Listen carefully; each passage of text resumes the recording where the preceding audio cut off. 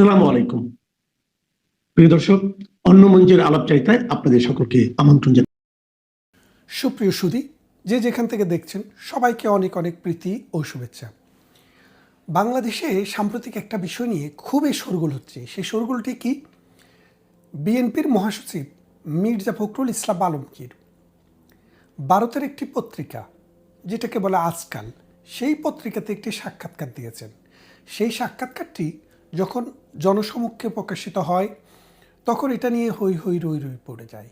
কারণ বাংলাদেশ জাতীয়তাবাদী দল বা বিএনপি নামে যে প্রতিষ্ঠানটি বাংলাদেশে রয়েছে, যে রাজনৈতিক দলটি রয়েছে, ট্রেডিশনালি আমরা জানি সেই রাজনৈতিক দলটি জামাতের সাথে তাদের জন্মগত একটা সম্পর্ক। কিভাবে জন্মগত সম্পর্ক? যে 1971 সালে মহান মুক্তিযুদ্ধের পর বাংলাদেশ অসাম্প্রদায়িক চেতনায় যখন সামনের দিকে আগাচ্ছিল, তখন 1975 সালে বঙ্গবন্ধুকে হত্যা করার পর জিয়াউর রহমান যখন ক্ষমতা গ্রহণ করে, তখন বাংলাদেশটাকে আবার তার পুরনো ইতিহাস, অর্থাৎ যে ইসলামাইজেশনের দিকে নিয়ে যাওয়ার চেষ্টা করে।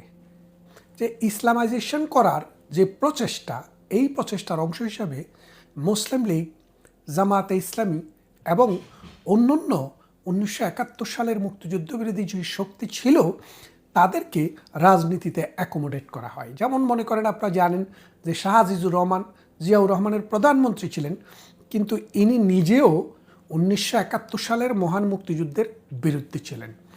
এখন রাজনীতিবিদ হিসেবে, মানুষ হিসেবে কে কত ভালো ছিলেন, কত খারাপ ছিলেন, সেটা নিয়ে আমি আলোচনা করতে আসিনি। আমি মূলত হিস্ট্রির যে দায়বদ্ধতা, সেই জায়গা থেকে কথা বলছি।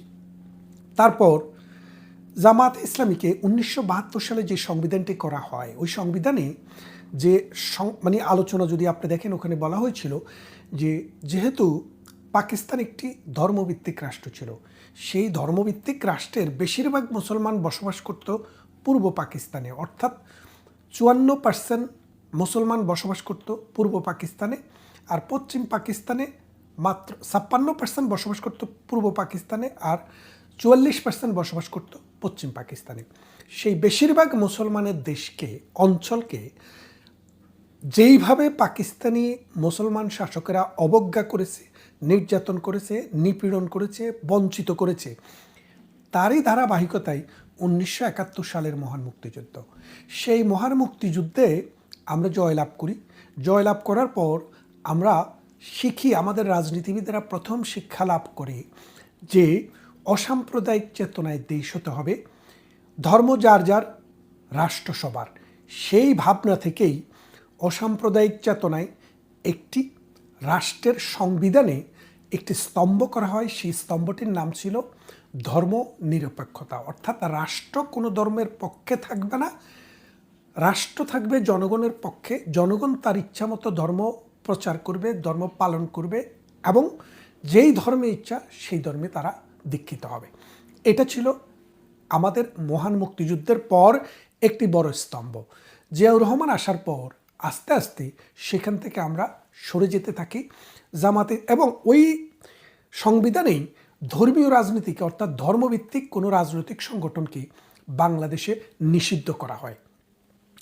সেই ক্ষেত্রে জামাতে ইসলামকে নাম ধরে নিষিদ্ধ করার দরকার হয়নি, যেহেতু ধর্মভিত্তিক কোনো রাজনৈতিক সংগঠন আমাদের দেশে রাজনীতি করা কনস্টিটিউশনালি বৈধ ছিল না, সেই জন্য জামাতও ব্যান্ড হয়ে যায়। জিয়াউর রহমান সাহেব যখন ক্ষমতায় আসে, তিনি তার অবস্থান থেকে তিনি কিন্তু একটা প্রুডেন্ট, তার জন্য প্রুডেন্ট, বিএনপির জন্য একটা প্রুডেন্ট ডিসিশন তিনি নিয়েছিলেন।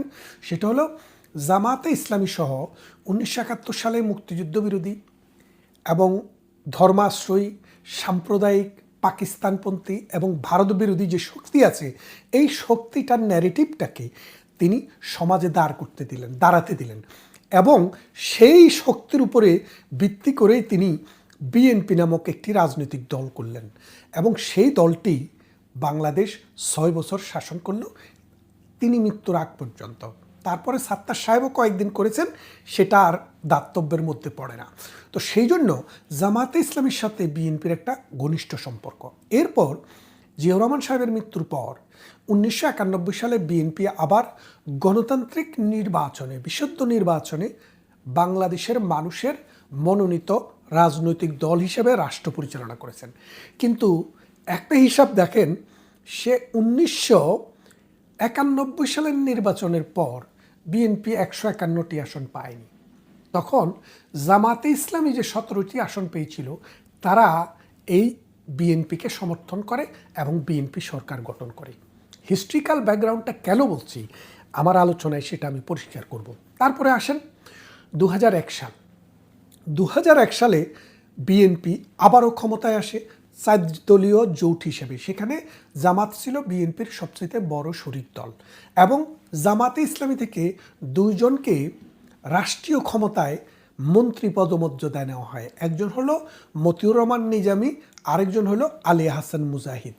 তারা 2 জনে যুদ্ধাপরাধের দায়ে কনভিক্টেড হয়ে তাদের মৃত্যুদণ্ড হয়। এখন বিষয়টা হচ্ছে দেখেন, তার মানে জিয়াউর রহমান পরবর্তী বাংলাদেশে বিএনপি কোনো দিনও জামাতকে ছাড়া ক্ষমতায় যেতে পারেনি। শুধুমাত্র জামাতবিহীন নির্বাচন একবার তারা করেছিল, সেটা হচ্ছে 1996 সালে। সেই নির্বাচনে তারা পরাজিত হয় এবং বিরোধী দলের আসনে বসে। তাহলে আপনি ব্যাপারটা বোঝেন, বাংলাদেশে কেন বিএনপির জন্য জামাত সবসময় দরকার। এই জন্য বিএনপি কখনো কখনো চিন্তা করে জামাতকে বাদ দিয়ে আমরা একলা পথে চলব। একটু যাওয়ার পরে মনে পড়ে, না, আমাদের তো জামাতকে বাদ দিয়ে রাজনীতি করার, রাজনীতিতে সফল হওয়ার কোনো ইতিহাস নেই। তাই আমরা জামাতকে পিছনে ফেলে যাব না, জামাতকে সাথে নিয়েই যাব। এই জন্য বিএনপির কাছে জামাত খুবই মূল্যবান একটি রাজনৈতিক দল এবং বিএনপির আদর্শের কাছাকাছি একটি রাজনৈতিক দল। কারণ বিএনপিতে মুক্তিযোদ্ধা যেমন আছে, মুক্তিযুদ্ধকে কলঙ্কিত করে, মুক্তিযুদ্ধকে অপমান করে, মুক্তির ইতিহাসকে প্রশ্নবিদ্ধ করে, সেই রকম লোকও বিএনপিতে রয়েছে। এটা একদম একটা ভিন্ন স্টাইলে আর কি। এখন যে কথাটি বলছি, বিএনপির মহাসচিব ইন্ডিয়ান সাংবাদিকের সাথে যেই সাক্ষাৎকারটি দিয়েছেন, সেখানে তিনি বলেছেন যে 5 আগস্টের পর জামাত ইসলামীর নেতারা আমাদের কাছে এসছে, আমাদের কাছে তারা 30টি আসন দাবি করেছে, আমরা তাদেরকে না নেওয়ার জন্য অনেক কম আসন অফার করেছি যাতে তারা আমাদের সাথে না থাকে। অর্থাৎ তারা বলে, এবং তিনি আরও বলেছেন যে বাংলাদেশে আমরা অনর্থক জামাতকে বেশি গুরুত্ব দিয়েছি, জামাতকে গুরুত্ব না দিলে বা জামাতকে গুরুত্ব দেওয়া না গেলে বিএনপির অবস্থা হয়তো আরও ভালো থাকতো। এটা তিনি এইরকম একটা মতামত তিনি প্রকাশ করেছেন। এর ফলে দেশে বিদ্রোহ হয়েছে দলের মধ্যে, জামাতের মধ্যে, এবং জামাত এটাকে মিথ্যা কথা বলে উড়িয়ে দিয়েছে। এখন বিএনপির এই মহাসচিব বলছেন, আমি ইন্ডিয়ান এই সাংবাদিকের সাথে কোনো সাক্ষাৎকার দেইনি। তারা তাদের ওয়েবসাইটে এখন ওই সাংবাদিকের সাথে মির্জা ফখরুল ইসলাম যে গুলশানের বাড়িতে দেখা করেছিলেন সেই ছবিটি প্রকাশ করেছে। তাদের কাছে পুরা সাক্ষাৎকারের রেকর্ডটি রয়েছে। তারা কিন্তু ভবিষ্যতে এই সাক্ষাৎকারের রেকর্ডটিও প্রকাশ করে দেবেন। এখন একটা জিনিস হিসাব করে দেখেন, মির্জা ফখরুল ইসলাম সাক্ষাৎকারটি দিয়েছেন, এখন বলছেন এটা এআই দিয়ে তৈরি করা। আচ্ছা বলেন তো, বাংলাদেশে এত মানুষ থাকতে মির্জা ফখরুলের বক্তব্যকে এআই দিয়ে নকল করে সেখান থেকে স্ক্রিপ্ট করে পত্রিকায় দেওয়ার দরকার কি? কারণ মির্জা ফখরুল ইসলাম বাংলাদেশ জাতীয়তাবাদী দলের প্রধান নীতি নির্ধারণকারী নয়। বিএনপির নীতি নির্ধারণ করেন তারেক রহমান সাহেব, যিনি লন্ডনে বসবাস করছেন 2007 থেকে আজকে পর্যন্ত, প্রায় 20 বছর, 18 বছর থেকে 20 বছর তিনি এখানে বসবাস করেন। তিনি যেহেতু বিএনপি চেয়ারপারসন বেগম খালেদা জিয়ার সন্তান, সেহেতু পারিবারিক ঐতিহ্য এবং মাতা পুত্রের সম্পর্কের কারণে যেই কোনো কিছু হলেই বেগম খালেদা জিয়া আগেও তার সাথে যোগাযোগ করতেন, এখনও তার সাথে যোগাযোগ করেন। সুতরাং তিনি হচ্ছেন বিএনপির প্রধান মানুষ। আমার ধারণা মির্জা ফখরুল ইসলামের এই বক্তব্যটি যখন টেলিভিশনে আসে, মিডিয়াতে আসে, পত্রিকায় আসে, তখন বিএনপির মধ্যে একটা নেগেটিভ একটা ইমপ্যাক্ট হয় যে আমরা এখনও তো বুঝতে পারছি না আমরা কি বিএনপি ডক্টর ইউনূস কি আওয়ামী লীগকে নিয়ে নির্বাচন করবে না আওয়ামী লীগকে ছাড়া নির্বাচন করবে? আওয়ামী লীগকে যদি নিয়ে নির্বাচন করে তাইলে তো জামাতকে আমরা পায়দড়ি হলেও আমাদের জামাতকে রাখতে হবে। কেননা যে যদি আওয়ামী লীগ নির্বাচন করে সেই ক্ষেত্রে বাংলাদেশে এমন কোনো একক রাজনৈতিক দল নেই যে আওয়ামী লীগকে রাজনৈতিকভাবে মোকাবেলা করবে। কারণ আওয়ামী লীগের যে আপনি যদি 1971 থেকে শুরু করে আজকে পর্যন্ত হিসাব করেন, বাংলাদেশের টোটাল যে ভোট, সমস্ত ভোটে সমস্ত জায়গায় যেই কোনো রাজনৈতিক দলের চাইতে আওয়ামী লীগ বেশি ভোট পেয়েছে। এভারেজ করেন, আপনি করে দেখেন, কোনো নির্বাচনে একটু কম পেয়েছে, কোনো নির্বাচনে একটু বেশি পেয়েছে, কোনো নির্বাচনে ভূমিদশ পেয়েছে। সব কিছু মিলিয়ে যদি আপনি হিসেব করে দেখেন, আপনারা যদি একটু হিসেব করে দেখেন তাহলে দেখবেন যে আওয়ামী লীগ যে পরিমাণ ভোট পেয়েছে বিএনপি এবং জামাত বা অন্য কোনো দল তার কাছাকাছি ভোটও পায় নাই। অর্থাৎ আওয়ামী লীগ যদি 40% পায়, তাদের 35-এর উপরে একজনেরও নেই। তার মানে টোটাল হিসাব করলে বাংলাদেশ আওয়ামী লীগ স্মরণকালের ইতিহাসে সব সময়ে এভারেজে বিএনপির থেকে, জামাতের থেকে, জাতীয় পার্টির থেকে বা অন্য যেই কোনো দলের চাইতে 5-7% ভোট এভারেজে বেশি পেয়েছে। তাহলে সেই রকম একটি দল যখন ক্ষমতায় লং টাইম শাসন করার পরে ক্ষমতার থেকে কিকড আউট হয়, তাহলে তার দল তো আর শেষ হয়ে যায়নি, তার জনসমর্থন তো আর শেষ হয়ে যায়নি, বাড়বে কমবে। কিন্তু নির্বাচনে যদি আসে, গত 1 বছরে বাংলাদেশে বিএনপি, জামাত, এনসিপি এবং ডক্টর ইউনূস মিলে মানুষকে যে ধারণা দিয়েছে, মানুষের মধ্যে এরকম একটা চিন্তা এখন দানা বেঁধে উঠেছে যে না, এই বাংলাদেশকে মুক্তিযুদ্ধের সপক্ষে রাখা, অসাম্প্রদায়িক চেতনায় রাখা, উন্নয়নে রাখা, মানুষে মানুষের সৌহার্দ্য সম্পর্ক বজায় রাখা, অর্থনীতির চাকাকে সমৃদ্ধ রাখা এবং পুরো পৃথিবীর সাথে সম্পর্ক উন্নয়ন করার জন্য যে দলটি দরকার সেটি বাংলাদেশ আওয়ামী লীগ। এবং এক শ্রেণীর মানুষ বলতে শুরুই করেছেন যে এই দেশ আওয়ামী লীগ ছাড়া আর কেউ শাসন করতে পারবে না। এর কারণ কি? কারণ মানুষ গত 12-14 মাসে হাঁপিয়ে উঠেছে। মানুষের বেতন কমে গেছে, ব্যয় বেড়ে গেছে, মানুষের টাকা আসার সোর্স কমে গেছে, বৈদেশিক আয় কমে গেছে, বাংলাদেশের চাকরির যে সংস্থান সেটা 3 ভাগের 1 ভাগ প্রায় বিলীন হয়ে গেছে। এইভাবে চলতে থাকলে আগামী 2-1 বছরের মধ্যে এই দেশটি দুর্ভিক্ষ মোকাবেলা করতে হবে। তাই মানুষের মধ্যে এই ধরনের একটি চেতনা এসছে। এখন ডক্টর মির্জা ফখরুল ইসলাম সাহেব আরও কথা বলেছেন যে তারা বিএনপি চায় না আওয়ামী লীগ বা অন্য কোনো দলকে নিষেধ করা হোক। তারা চায় জনগণের ভোটের মাধ্যমে জনগণ জানিয়ে দিবে জনগণ কাকে চায়। এখন মির্জা ফখরুল ইসলাম এই কথাটি বলার পিছনে একটা ধারণা, একটা চিন্তা ছিল যে আমরা গণতান্ত্রিক দাবি করি, তাহলে আজকে যদি আওয়ামী লীগকে ব্যান করে, সময় তো ইতিহাসের মানে পট পরিবর্তনে আমাদেরকেও ব্যান করার দাবি উঠতে পারে। তাই তিনি হয়তো এই কথাটি একটু সজ্জন হিসেবে বলতে চেয়েছেন এবং বলেছেন। কিন্তু এখন এনসিপি এবং জামাত বলছে যে তাইলে তো তলে তলে আওয়ামী লীগের সাথে বিএনপির একটা সমঝোতা আছে। কিন্তু এই কথাটি হচ্ছে খুবই গুরুত্বপূর্ণ। জামাত ইসলামী সেই জন্য গলার সুর খুব চড়া করে বলছে যে তলে তলে তাদের সাথে সম্পর্ক হয়ে গেছে। আমি আজ থেকে 7-8 বছর আগে, তারও হয়তো 10 বছর হতে পারে আগে, এই চ্যানেল এসের একটা টেলিভিশন শোতে বলেছিলাম যে বাংলাদেশে বিএনপি এবং আওয়ামী লীগ এই দুইটা রাজনৈতিক দল, এটা হচ্ছে বাস্তবতা।